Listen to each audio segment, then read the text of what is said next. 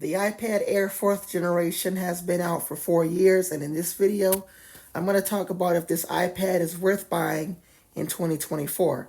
Hi everyone, Mr. Hawkins with Hawkins Tech, and let's talk about the iPad Air 4th generation. Now, this iPad Air is not new anymore, sold by Apple. It's been out for 4 years. But as far as the overall design of this iPad, I don't have any pictures to provide here, but if I go to my community page, actually I do have a picture I took yesterday. I did take a picture of the iPad Air 4th generation here, the space gray back. Now, I've had this iPad for only 2 years, going on 3 in March. But from what I can tell you about this device is the cameras on here are wonderful, although I haven't took any pictures. On the rear of the iPad Air is a 12 megapixel f1.8 aperture camera lens. Let's do a quick video test. I'm recording out of the f1.8 12 megapixel camera on the back of the iPad Air. It's great for photos and videos. Let's spin it around here and let's do the front facing camera.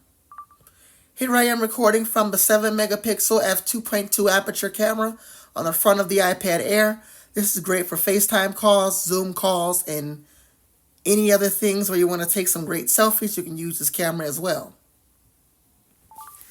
Now, as far as the storage on this iPad, well, just like my iPhone 12, that is an unfortunate caveat where the starting storage is lower. For the iPad Air 4th generation, it starts at 64 gigabytes and only goes up to 256 gigabytes. However, my iPhone 12 has an option in between with 128 gigabytes. Now, same thing for the newer iPad Air that came out in 2022, the 5th gen iPad Air. Although while that one has more RAM, it's still the same storage option. As far as software and longevity, well, just like the iPhone 12, I would expect maybe 2 more years of iOS or iPadOS support from Apple. Maybe running all the way up until iPadOS 20 in 2026. Potentially 2027 on security updates, and even after that until the iPad is obsolete. As far as anything else with this device, well, I don't usually run Geekbench scores on here, but on my channel, I did go over my top favorite features in iPadOS 18. There's this video right here. I also made a similar one for the iPhone as well, and there's my iPhone 12 video. As far as video quality with this iPad, the speakers hold up nice and great. I'm just going to play my recent video here. iPadOS 18 has been out for 2 months, and in this video, I'm going to go over my top favorite features. I can't show you the speakers from recording from this device, but maybe if I do my 3 years later video, since owning this iPad Air, I will record with my iPhone some sound from the iPad so that I can show you guys how great these speakers are.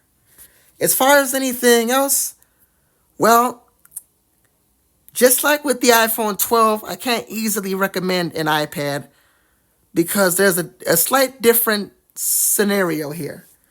As the iPad Air from 2022 also has 64 gigabytes, however, it does have the M1 chip, so you will get Apple Intelligence on a 64 gig iPad Air, but I still wouldn't recommend that one. Even though it has the M1 chip with Apple Intelligence, the one I would recommend if money is not an option is the newest iPad Air, which came out back in May. The iPad Air 6th generation with the M2 chip in 2 sizes, 11 inches and 13 inches, both starting at 128 gigabytes of storage. Those are the devices I would recommend. Now, if you're on a tight budget, Maybe the 2022 iPad Air M1 could be a good storage option, but maybe go for the 256 gig model in good condition.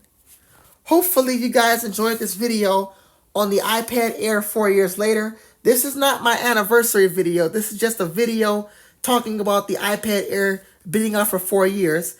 The video I'm going to make in March, that will be the 3 years later anniversary video of the iPad Air. If you guys like this video, like and subscribe. This is Hawkins Tech, and I'll see you guys later.